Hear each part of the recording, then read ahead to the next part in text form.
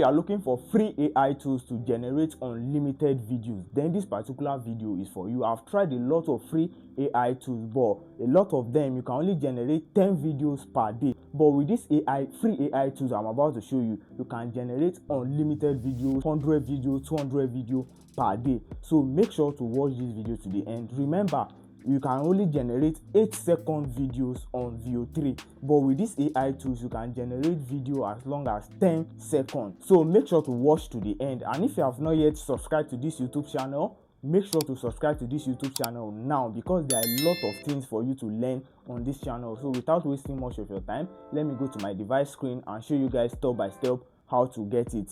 So this is exactly how to do it. Go to chromewebstore.google.com on your Chrome browser. So once you come to this website, you open your web store, Chrome Web Store. So you are going to search for this extension. Search for Deep Cider. So once you search for Deep Cider, add the extension to your browser. So I've already added my own, so let me open it and show you guys how to continue with it. So you are going to click on it. Let me open it.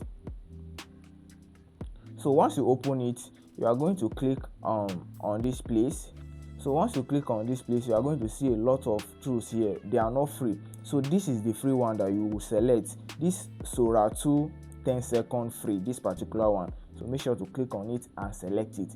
So once you select it, you can use ChatGPT or Google Gemini to generate your prompt. You can use it to generate unlimited video. There is no limitation to how many video you can generate in a day.